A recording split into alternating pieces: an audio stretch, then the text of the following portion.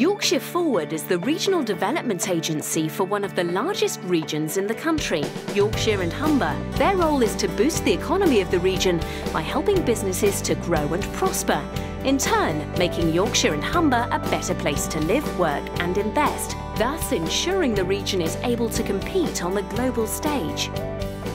As traditional energy sources run low, the biggest challenge facing governments is how to replace them with alternative options and reduce carbon emissions whilst maintaining business and industrial growth. The Yorkshire and Humber region is at the heart of the UK in terms of renewable energy, leading the development of pioneering technologies in this sector.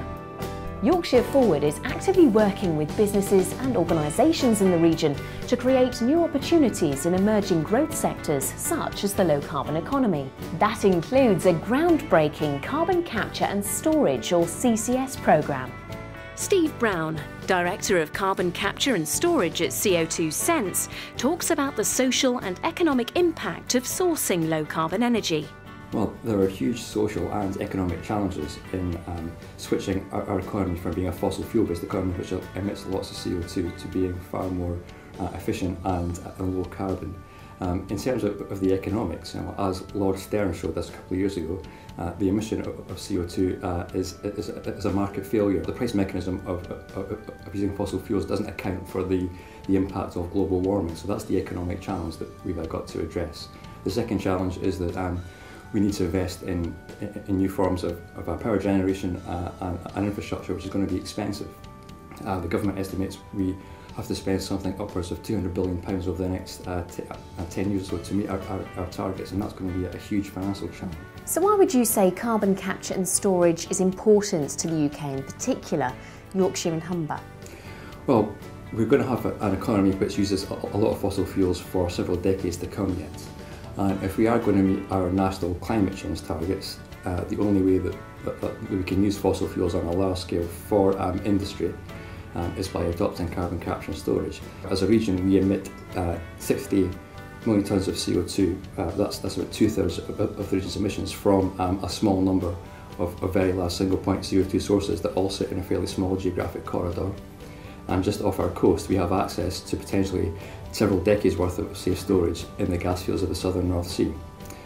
So we've got an opportunity to go and do it at scale early on and gain a lead for the region in demonstrating and deploying this technology. You wouldn't find many other parts of the world that have got the combination of heavy industry and potential CO2 storage in a fairly small area. And also, we have the industries that you need on our doorstep to help make this happen, because we've analysed the business chain that you need to actually build these projects, and all of those skills and businesses are in the region.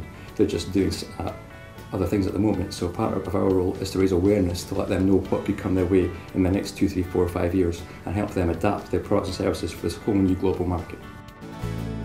PowerFuel have developed a unique carbon capture and storage process compatible with existing power stations, which can significantly lower emissions. Richard Budge, Chief Executive of PowerFuel, tells us more about this and explains how Yorkshire is at the forefront of the carbon capture and storage industry.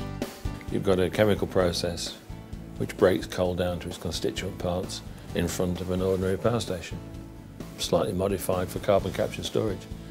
And part of the extraction from the coal is hydrogen, and that hydrogen is then burnt in a power station, and the emissions from that hydrogen being burnt is water vapour.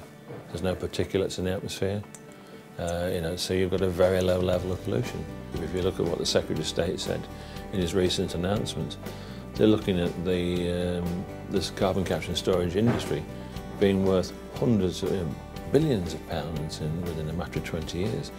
And Yorkshire would be at the forefront of that.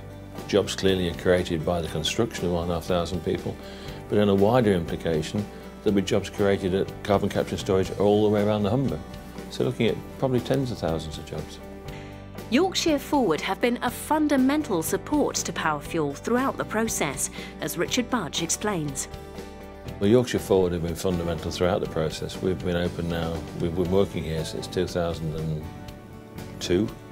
And Yorkshire Forward has helped us with ERDF grant funding for the road system you drove in on and the development of the first developed power parks areas, and have been instrumental in supporting us in the project, helped to do the study to find out what sources of carbon would be available and where and how the ring main around the Humber would operate, which is something we've been saying for quite a few years now. So they've been very beneficial for the whole process. Offshore wind is a key driver in the UK economy's shift to low carbon. Round 3 of the UK government's offshore wind farm development represents the biggest single future commitment and aims to deliver 5,000 turbines between 2012 and 2022. The Humber is set to become home to the largest planned Round 3 wind farm zone, positioned directly off the region's coast, representing a major opportunity for energy companies, developers, turbine manufacturers and installation specialists. So what I want to do here today is to try and share my enthusiasm with you for offshore wind. And I want to go beyond the emotion of enthusiasm and try and to describe to you this once-in-a-lifetime opportunity, this transition to sustainability which is presented by your government's policy decisions. And I look forward to build on what Yorkshire Forward has already done with great success. This is a new industry. It's not simply onshore wind turbines made seaworthy and built offshore. Vast new generations of different technologies are going to be needed to bring offshore wind to fruition. There needs to be, as I said, a huge new port built in the vicinity. A new electricity grid has to be built in the sea. 6 new designs for ships at least have to be built to install, monitor and maintain the huge number of offshore wind installations that are going to exist. The government has said that it expects 70,000 jobs to be created, and they'll be largely in this area and from this industry by 2020. I agree with the government on this, but I think we could be looking at between 10 and 20 times this number by 2030 and 2040. One of the main Round 3 wind farm developers is Mainstream Renewable Power. Head of Offshore and Smart Wind, Chris Hill, joins me now. So Chris, tell us more about wind energy. There's a huge potential of economic benefits from offshore wind here in the UK. There's a huge programme of development. Over 50 gigawatts is currently being developed offshore, and there's a potential to create up to 70,000 jobs by 2020. And why would you say that the Yorkshire and Humber region is so important for offshore UK industry? The North Sea is a huge area for build-out of offshore wind, and clearly the Humber is geographically located in a very good place to build out a lot of that potential capacity. And what would you say the future holds for offshore wind? Beyond 2020 and beyond the current 50 gigawatts that's in development, there's potentially 10 times that amount of resource in UK waters. And beyond that, there's clearly a huge need across other European countries and other countries in the world to build out offshore wind. The Humber provides a sheltered harbour, ensuring minimal disruption for loading and quick turnaround for installation vessels.